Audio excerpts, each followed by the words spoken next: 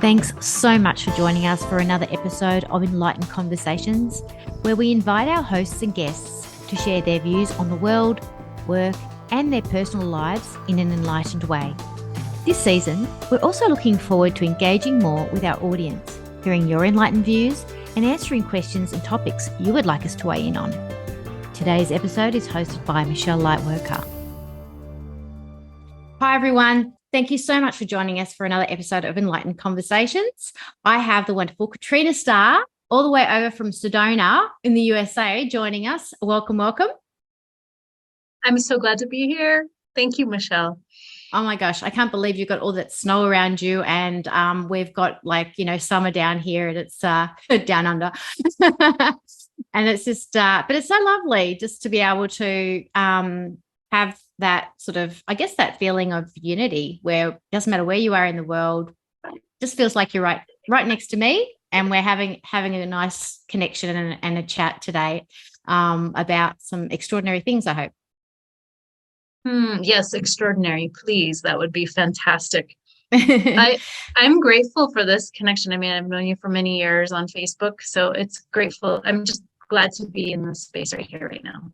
It's so yummy. I can feel the energy already. And for those of you who don't know Katrina Starr is an alchemist supporting extraordinary relationships for men and women. And Katrina's work is described as life-changing, with clients reporting both immediate and long-term results. Her approach goes beyond traditional therapy or coaching methods, and she uses quantum intelligence to tap into clients' energetic or quantum field. Her 8 years of dedication, skill, and expertise have an intention of active listening, empathy, trust building, and tailored support, which has helped thousands overcome emotional pain, anxiety, addictions, and self-sabotaging patterns. And Katrina is also an international best-selling author and podcaster of Love the Destroyer and The Elemental Lifestyle. And she also has a group on Facebook called The Alchemy of Extraordinary Men, which I feel is so important to highlight in establishing equality in our society today, alongside so many of us extraordinary women now emerging from our chrysalis. So welcome, Katrina. Oh, thank you. I can feel the love and the connection.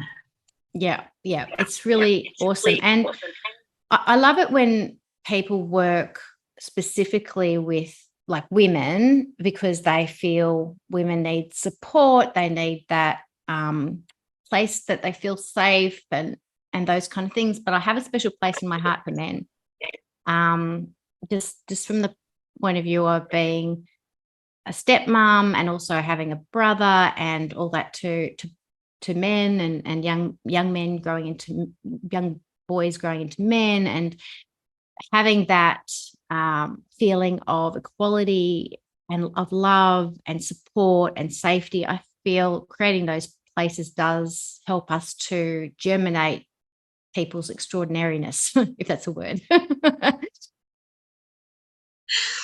Yes, the germinating, isn't it? The unfolding. And it's an honor to work with the men that I have in the past 5 years. I continue to work with women as well and couples. My heart is also really connected to the place of what's happening for men today in our society, and what's creating a lot of the disconnection, and also a lot of the heartache and the trauma. So my focus is to help humanity to feel connected, to be in union, to know themselves so they can be that place of a safe container for themselves and for others.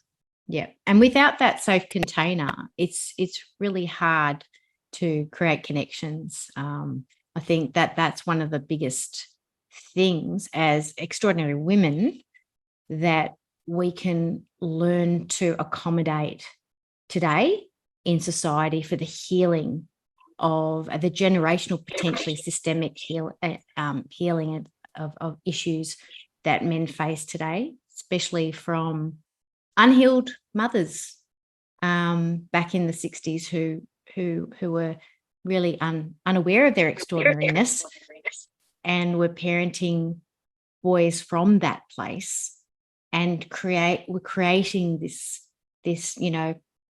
switched off male that we're hoping we can encourage a more holistic parenting style that encourages boys to see sharing their vulnerabilities as a strength rather than a weakness. Yes. As you're sharing this, what I'm touching into is the safe container. What can feel safe for a man doesn't necessarily feel safe for a woman. Mm-hmm. And what feels safe for a woman doesn't necessarily feel safe for a man. I love you saying that. Right?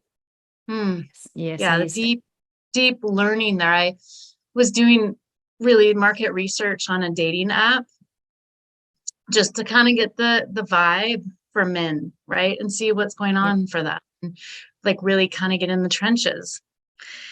And it's not easy. Dating apps. I mean, I was on there for a week and a half. I've never been on one before, except for Facebook for like 4 days when I was trying to build up my confidence to even be able to communicate with men, because I was working through trauma in my own marriage.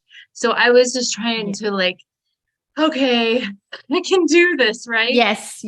And 4 days of that, I was like, okay, I'm done. I'm not doing that.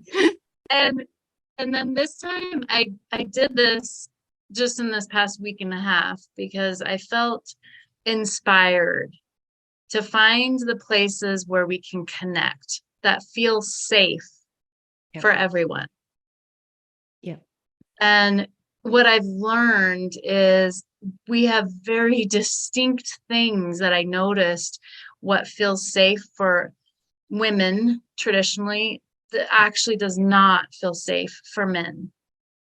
And just in this dating app, in this scenario. So I noticed a lot of like stuff coming up for me where I really had to like have my barriers, my boundaries really, really strong, and also try to maintain openness. And that's very challenging. Feel like you can be open, right? To actually, without having to have a really strong guard up. Whereas men in that, I could feel like they would just come in, they could care less what the response was really, right? Like they just come in, they're very focused. So for them, it gives them a very focused place. And I think that creates a lot of safety for them. And then when there's an invitation to go outside of the app, it's like a complete, nope, I can't do that. Whereas I think women traditionally feel safe in actual physical connection. Right? Like, I agree with that. Just like literally from my own personal experience, because I met my husband through a dating app 16 years ago. And my rules were that I don't chat with people on the app. I sure just do an introduction and then do a phone call. And that phone call, if that was feeling like a connection, it would be one phone call. And then it would be a short meetup in a public space like a cafe to see if I wanted to, book a date or something like that.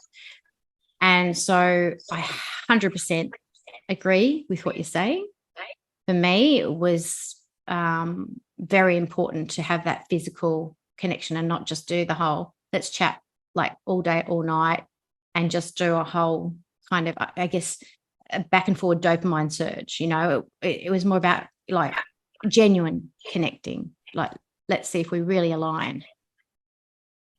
Yeah, and I think you bring up a really valid point, because what I'm noticing, well, at least in my experience, in my own perception, in my own experience, and everybody's experience is different, but my experience really showed me that the invitation to actually like connect in a real human way, it can be very terrifying for men. And there has been a lot of places where I don't think that men feel safe when there is a possibility of more than just a friendship, right? I think that it opens up a lot. I think they feel very vulnerable, to be honest. So it's really interesting, right?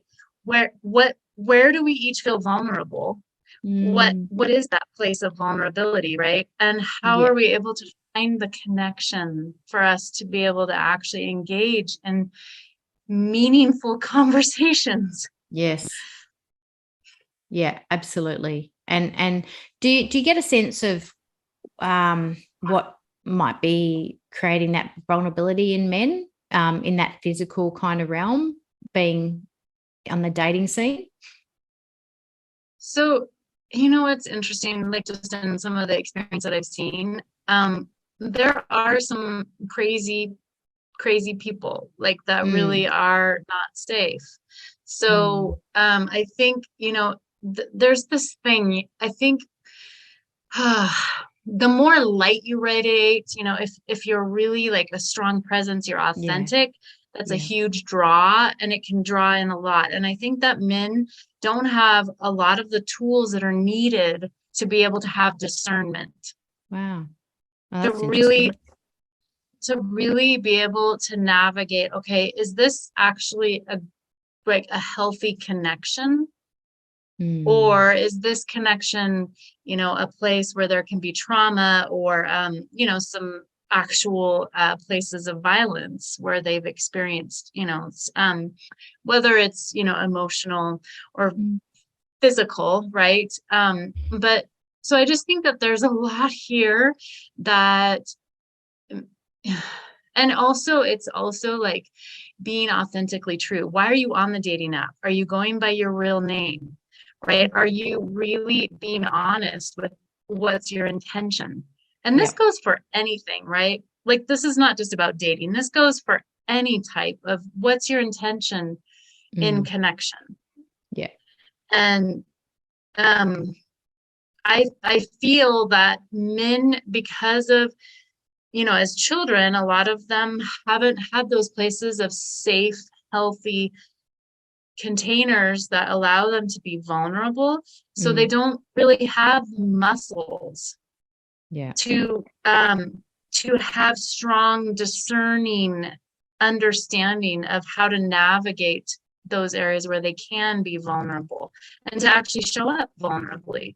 Yeah. And so they Without use avoidance tactics instead to act as a buffer. Like sometimes that could be the drinking or the gambling or the um, affairs or the work or all the sort of addiction style things that kind of create some kind of level of a buffer, I guess you could say, like an energetic buffer to feeling, so that they don't feel unsafe.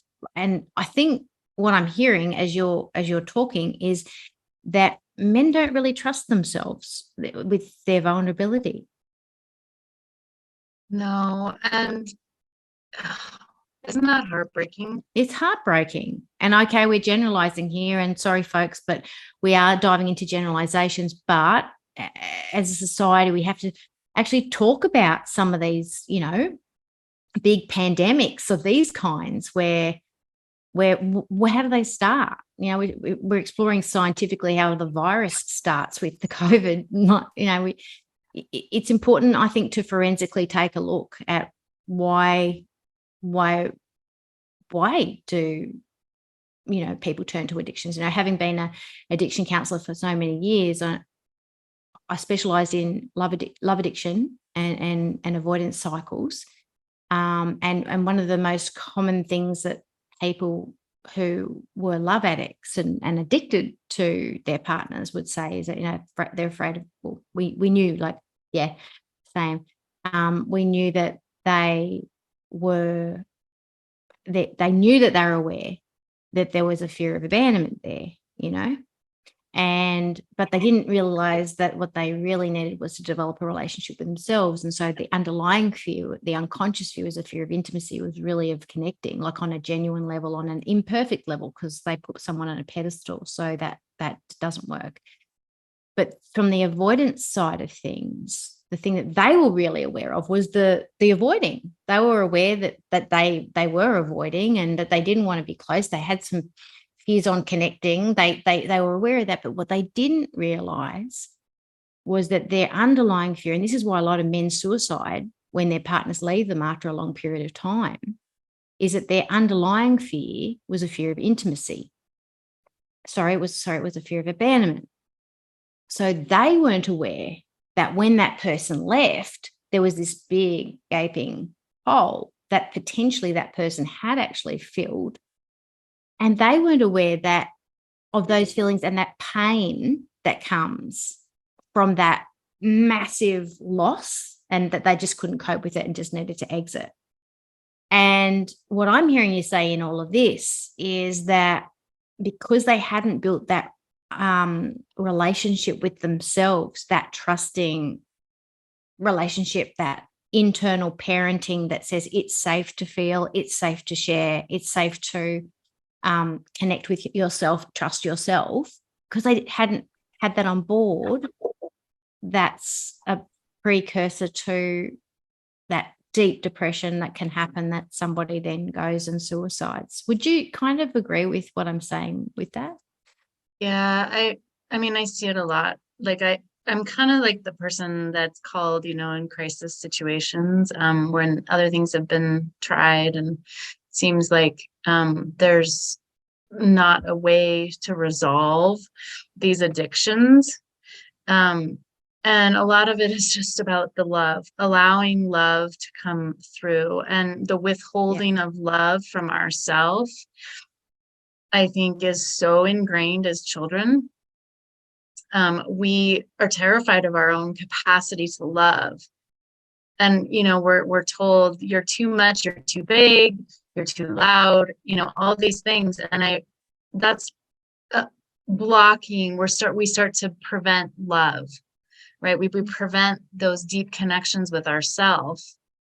And then we start to play the role that someone else wants us to, right? In order to fit in. And then we're avoiding ourselves. We're avoiding our own truth. And then what shows up in our life, in our adult relationships, we're going to avoid the deepest places of connection, vulnerability, intimacy. And that's heartbreaking. And in hindsight, I look at my own marriage of 20 years, and I can see the patterns of where I was addicted to that relationship. Yep. Right. And there was also we didn't know how to let go. We didn't know how to create a healthy, really healthy, deep rooted connection. And we didn't. And, there was a moment where it was like, I think this was in 2017. It was like, okay, are we going to get it? Or it was 2018. Are we going to get a divorce? And it's like, no, we can't do that. We were just like, we can't do that. Right. And then it's just the ability to start to build your own muscle with yourself, to start to allow yourself to feel, to start to be really honest. What does this feel like? Do I like this? Do I not like this? And when you start to get curious about your own self, then it starts to bring up where there's very much a mismatch.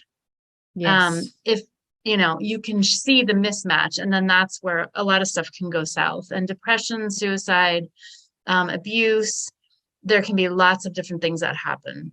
And that's really where my compassion for myself, in my journey, my compassion for men, because I got to actually see that destructive downfall for both of us. And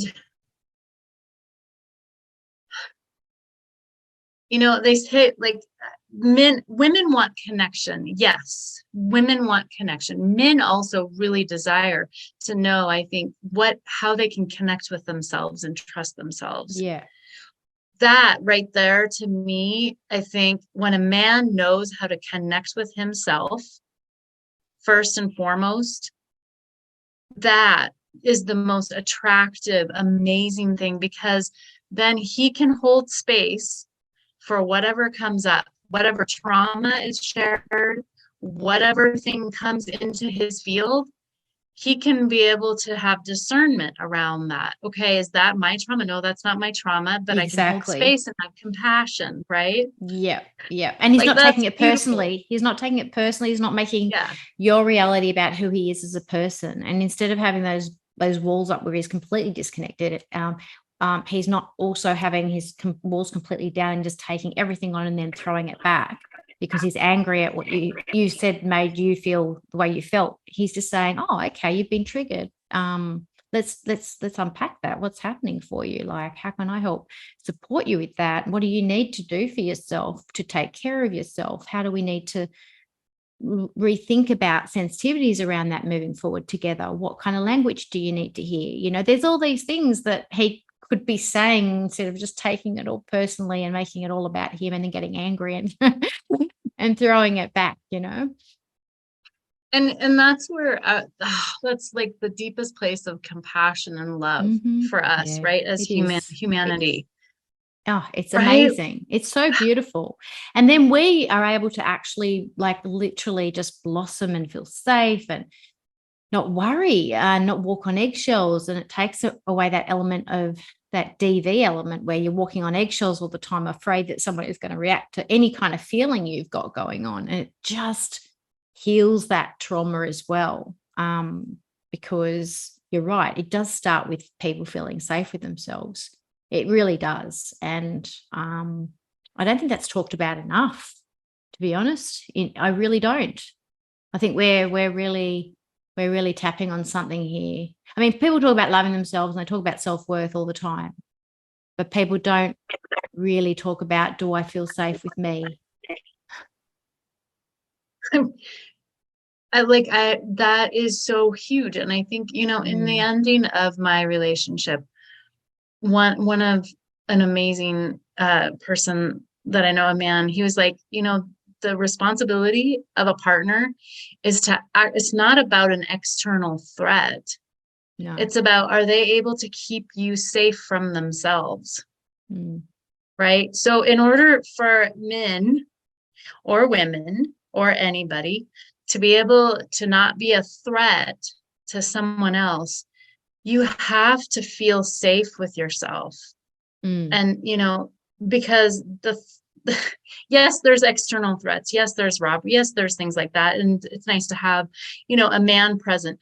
But the real threat is actually how they manage their own anger and depression and how they're able to trust themselves. Yeah. Yeah. That And yeah. And what you is huge. going back to what you were talking about before, where you were saying, we take on these roles that like people please and to get our strokes from somewhere, our self-esteem strokes when we're growing up, and we tend to we'll gravitate towards kind of like polarizing ourselves over to some place where we know we can get our strokes, whether that's achieving or being a comical person or being a people pleaser or being the caring one or being the rebel. At least we're getting attention, the scapegoat of the family. And I do believe that those roles, those initial roles, are addictions because they're so in our DNA. They're so hard to let go of when you want to be a whole person and you come to realize, oh my God, I've been people pleasing all my life, or I've been an achiever all my life. And that's how my whole identity now. And I think they're there to a point. See, I think to keep us safe, so we feel safe.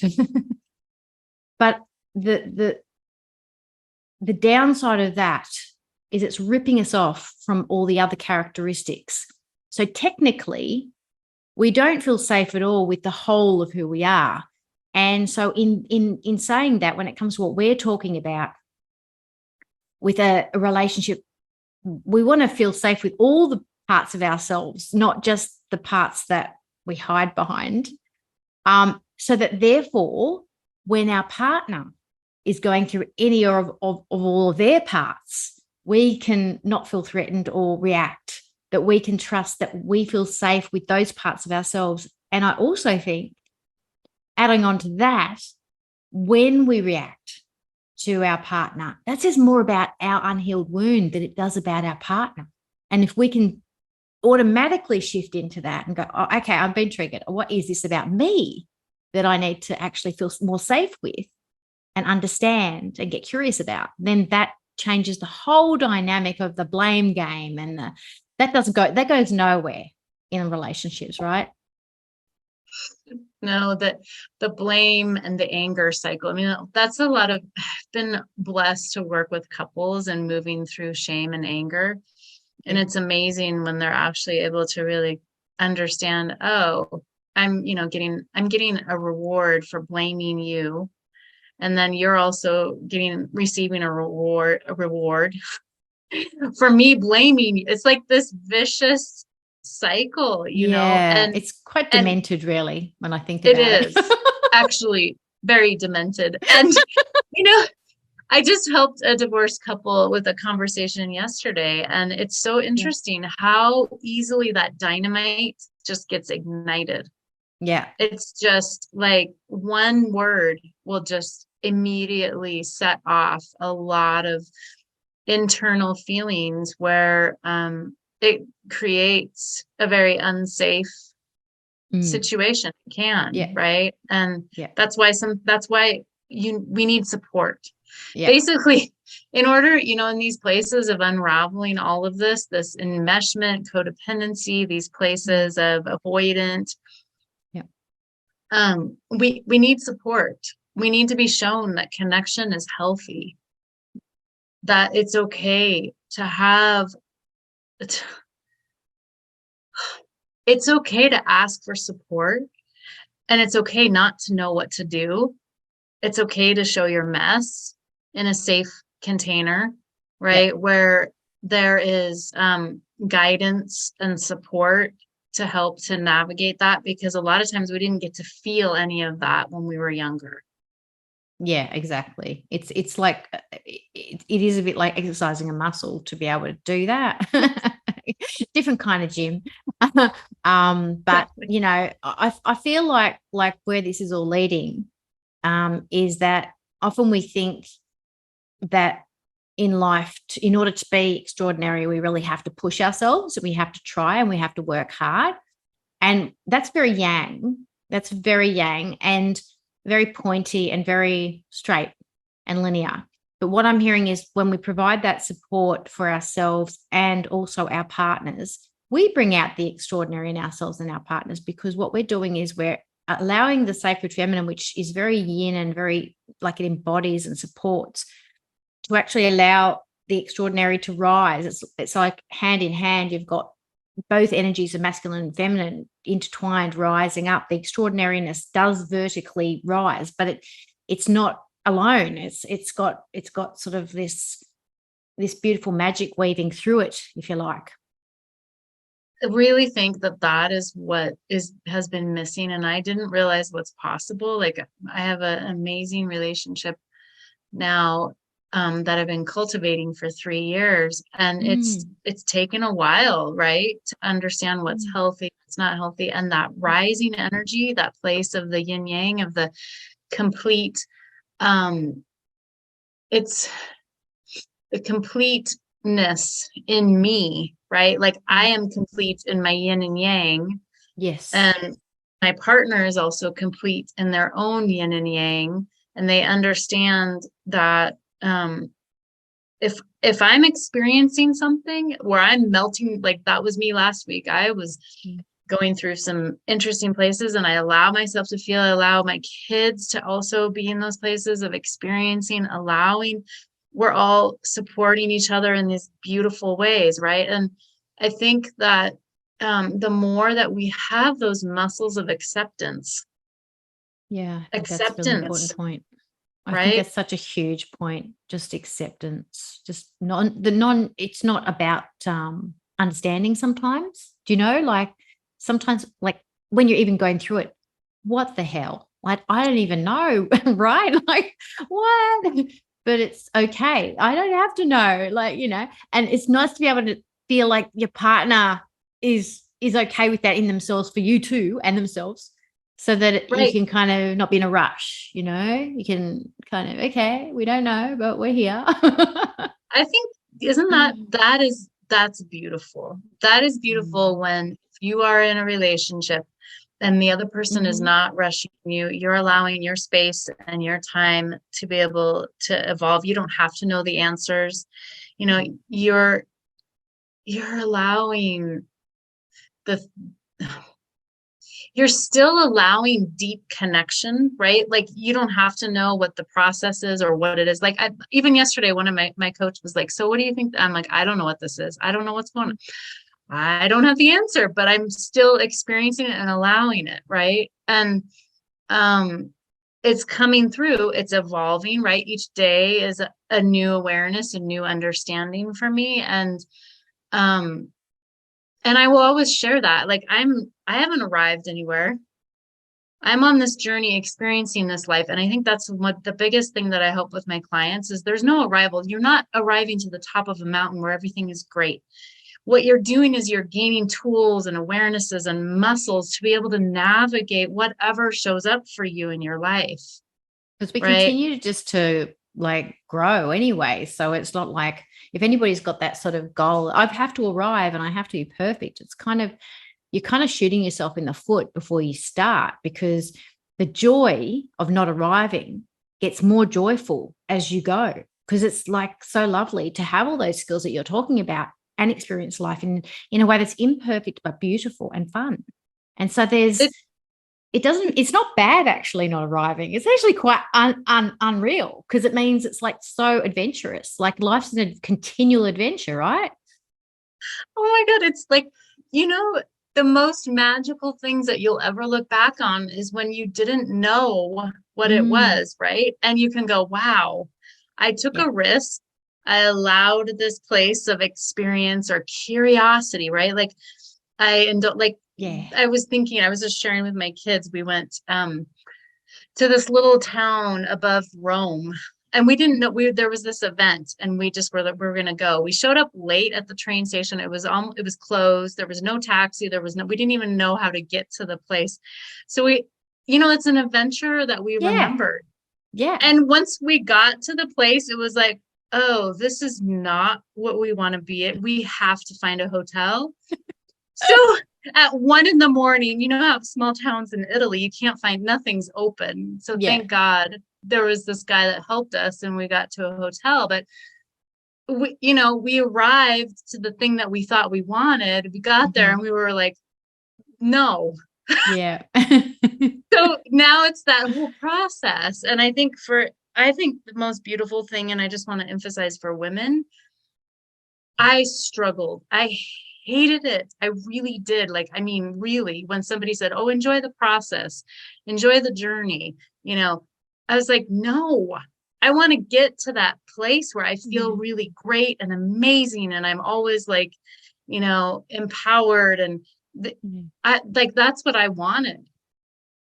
And I think my work with women is really helping them to show them that that's an illusion. And that's not going to help your partner. No, and it's definitely not going to help your kids.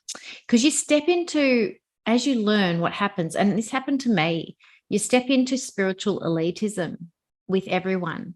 And, I just remember I'd gotten into recovery from my eating disorder. I had spent a couple of years in there, gone to hundreds of meetings and all that stuff. And I knew all this stuff. And I just wanted everybody to get their shit together, okay? That's kind of the interpretation I'm giving you of that was where my head was. And so I had recovered to a point. But what you're saying and I'm saying right now is that until you actually realize that knowledge is not the be all and end all, it's the application, it's the trust acceptance of the journey for everyone else. It's not just about me, it's about we. It really is. And the we is a reflection of me too. So if you're shitting me off, then I'm really not owning that aspect of me anyway. So they cannot be separated really. And we can only recover or resolve our inner peace when we step into what you and I are talking about, which is really honoring the process, really honoring it. And I must admit, I have a lot of fun in today Like it's not heavy and hard anymore. But it became a lot less heavy. It could be heavy and hard because I'm going to switch that around and say, no, it could be heavy and hard because I could be super hard on myself, knowing what I know. And then if I'm human, I could come down on myself like a ton of bricks and say, you should know better, Michelle. You've learned this a long time. You've been practicing. I could have those voices like that used to be driving my eating disorder many moons ago now, but they could emerge and I could entertain them and allow them to sit there and say those things to me. If at this point, if I wanted to, but I choose to be in that acceptance and love of the process, and for me and everybody else, to see we're all on an evolving consciousness journey. I loved what you said in your bio with regards to allowing people's consciousness to evolve. Sitting in that safe space with people allows that sort of unlocking of their consciousness. It really does. And if we can't do, if anything that anybody takes out of here today, what I'd love them to take out is in order to be extraordinary, you have to allow that imperfection and that journey every minute for the rest of your life, a day at a time, sure, but just sign up for that because you'll make your life a lot easier because it doesn't matter. It doesn't matter, does it, how much you know. You can create a living hell for yourself in that moment if you don't apply those things. Yes. And, you bring up such a valid point. Like, I would say based right now for me today, right? If I was going by the rules of society and whatever, all the things that we were taught as a child, I could be easily so hard on myself.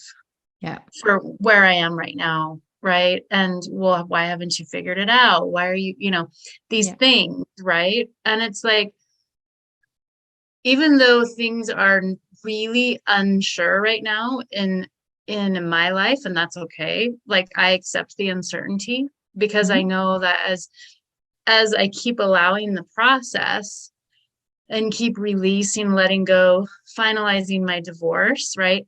Being in these places of supporting my children, securing the place of where we want to live.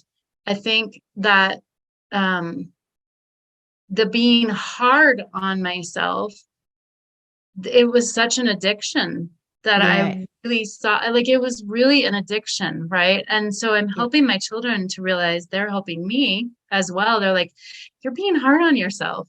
Find that gentleness, right? Find that. And so wow, we get to be the mess. We get to be a melting puddle. We get to be a strong, beautiful, serene storm.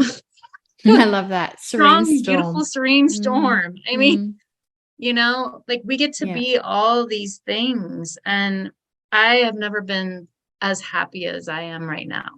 Yeah, it's so liberating and so secure at the same time. It's kind of irony, isn't it? There's such a freedom, but then there's such a sense of security inside of ourselves that we are safe because we're not attacking ourselves. And we're starting to create, when we stop doing that, when we stop attacking ourselves, we really notice it when people around us start attacking us. And we desensitize to it if we're doing it all the time to ourselves. So I think it's key, especially in unhooking from domestic violence relationships, is to find a way to a safe way, safe with a therapist if you need to do some planning on it, but find ways you can feel safe within the relationship before you exit. Just so that when you exit, you know that you can cope and you're safe with you and you're not going to recreate that pattern for yourself when you leave or with other people in the future. Michelle, I'm so glad that you spoke on that because that's exactly the unraveling that I've experienced in my own journey, right? The domestic violence and really in that moment, it was like, okay, I didn't just like, I could have been hard on myself to say, well, why didn't you just leave in that moment? Mm-hmm. In that moment, it would have created a lot of other things that I was not prepared for, and I didn't have the muscles or the support. Yeah. So our subconscious is so powerful, right? Like our subconscious makes decisions that we're not even aware of. And I know that my subconscious made a decision to, okay, start taking steps to create the safety within myself and within the places of supportive network with others, like reaching out to a lot of different people. And I think the more that we ask for support, it creates that safety. It's okay to ask for support. Yeah, absolutely. I mean, I taught And my it's, kids from a very young age, always have 5 people that you can tell anything to and they won't judge you. And if you haven't got 5, that's okay. Just make it your priority to get those 5 people as soon as possible. Like just work at that. That's your job. You make sure you work at that in your life. And so I think that that's kind of, it's a necessity to be a responsible human being, to make sure that you don't ever think you're so superhuman you'll never need someone that you can just say everything to that will totally hold space for you and understand and love you. So 100%, it's part of our growing up to love ourselves, to do that, to have those people. and that's kind of the trust that Mm-hmm. circles back to the trust, right? That's Yeah, when we trust ourselves to have those types of connections where we can just melt and we can, be supported and have a mirror of reflection of our power and to just show us. I think that's where we get to really trust ourselves even deeper. that's right. Because we don't have to be perfect. We can fall apart if we need to. We can. And when we talk about fall apart, when you're in the space of awareness that we're talking about, you're not falling apart and going, you this and you that to everyone around you. You're having an internal emotional overwhelm, heightened responses, triggers, and things like that you don't want to do that. So that's why you need people around you that you can say, hey, can I just we used to call it a Coe dump, and just a few of my clients said, oh yeah, we call it a Coe dump. Can I just do a Coe dump? Yeah, just do a vomit, and someone that you can just vomit it out to what's going on. You don't have to edit yourself. You don't have to be perfect. You don't have to try and articulate your sentences. You can just say it how it is and how you're feeling from every part of you without them judging you for it, and just saying, okay, I'm here for you. What do you need from me? It's so beautiful, Michelle, to kind of go back to where we were at the beginning. I mean, this is just an encouragement for all of us who are here today, and just to be able to have, as you say, the 5, but don't just have it be one gender. Have it be, people that you can that you can dump with, and you're starting to build the muscle of feeling safe in those places. And to just be able to have that strength. I think, honestly, men really just, this is a shout out, have that in your life. Create those 5 contacts where you can just dump and really have at least one of those be a woman. Yeah. Get all perspectives. Yeah, absolutely. 100%. And I kind of just want to speak a little bit about, what we think a man is, right? This masculine, keep it all together, do these things, have everything in line. But that creates just more and more shame. And I think for men, that illusion is showing that suicides are the result of that. Yeah. Right. And that there's so many different types of containers for support. There's not just the really amazing brotherly containers where it's just all men. There is lots of other places of support. And I think it's really important for us to just be able to know that we can have unique places of support, something that you may never thought of as a place to help you unravel and address these places that are actually really frustrating and debilitating for us as humanity. Yeah. And I think I want to point to the fact that, as well as having friends that will just not judge every part of you, but they'll also build you up, and they'll recognize that your extraordinary self, your higher self, the part of you that is here with a purpose, the part of you that has that is emerging, that needs to speak about, like, the bigger picture and all those things, that there is that, and that they don't feel threatened by it. And then they're not, when it's unsure of itself because it's just emerging, it's not being put down and squashed, and that it's those people that they celebrate with you. So when you're winning, and that's a good signal for you if you're looking for a friend that you feel, oh, that they're there for all the crappy shit. But then the minute I do okay, they're like, oh, I don't know, like, no, like look for people that go, oh, really, tell me more, and how's it going, what are you doing? And they get excited when you're succeeding and you're making those leaps in the direction of your authenticity. Yes, like the celebration, because I think sometimes we are not able to really see our own power and, where our own strengths, especially if we're navigating interesting areas in our life. And it's so important to just have that strong reflection. Yeah, definitely.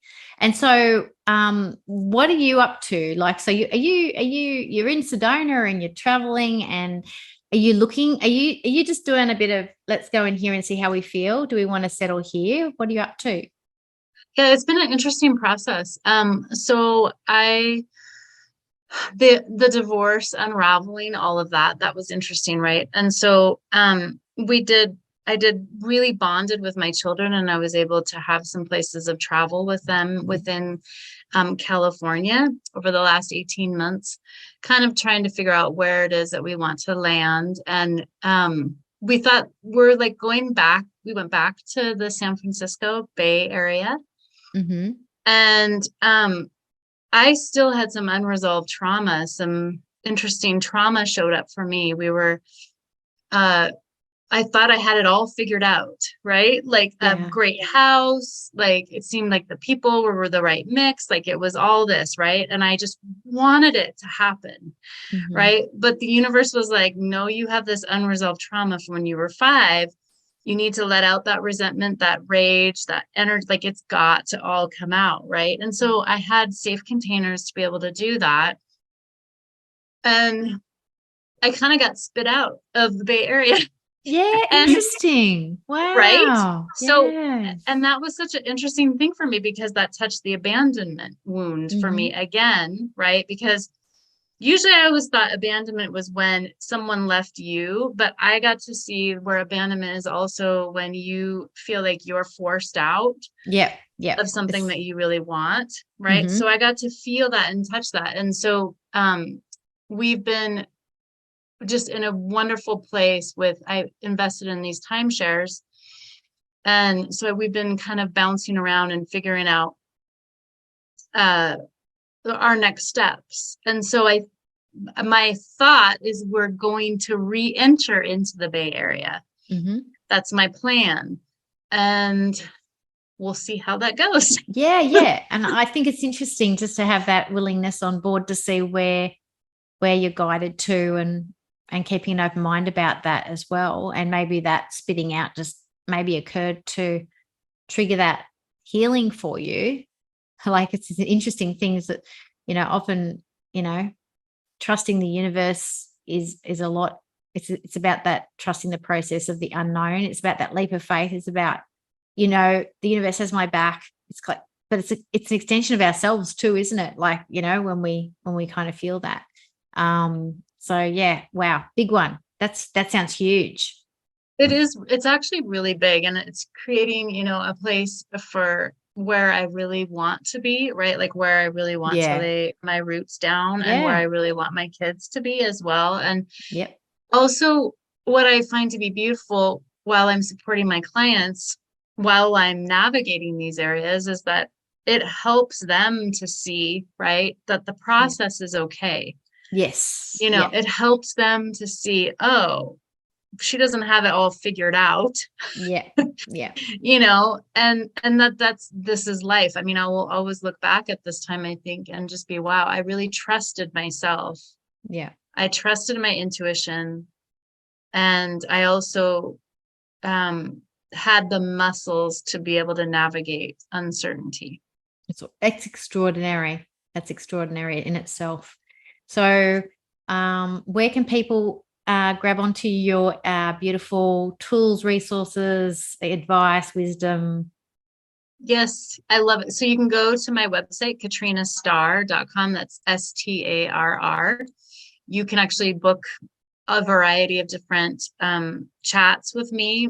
I am all about connection. Yeah. And it's not about trying to give you something that you are not aligned with. The places of what I see in this place of my support is to be able to really provide powerful support for those who are ready and who want to be able to receive that. Step in through the door willingly. Yeah. Have that will engaged, right? Yeah. Like, I want this, right? Yep. Like this, I want this place of embodiment and connection and understanding healthy relationships. So you can do that. And I also, I'm certified on heal.me, and I am just grateful to be here in places of support. You can join. I have the Extraordinary Men community on Facebook. It's a private Facebook group. And I also have another community just like that offline. So if you don't want to be on Facebook, it's a great platform as well too. So all that information is on my website. Oh, so many beautiful offerings, Katrina. Thank you so much for joining us. And I really do feel like we've covered so many wonderful tools and tips and incredibly important topics to support men and women, like in their relationships together, and in their relationship themselves. And that then benefits the greater society, because healed people heal people. Really, that isn't it true? It's hurt people, healed people heal people. So, and this is an invitation for anyone, if you want to just join. There's so many different places of reaching out for healthy containers of support to be in the space where I support. So don't feel intimidated, take the step of just being in community. Yeah. And being vulnerable is extraordinary, and it's a part of the journey. So allow yourself to step in and be extraordinary in that step as well. So thank you so much, Katrina, for joining us today. I've really enjoyed it. It's been quite moving and emotional for me internally. Like, I can feel the tears because I feel like there's a lot of power in what we're talking about. So thank you so much. Beautiful. Thank you, Michelle. It's really lovely. I just really feel the depth of the ripple of what this is. Yes, I did too. Thank you so much. And we'll see you all next time on Enlightened Conversations. Take care and allow yourselves to be extraordinary.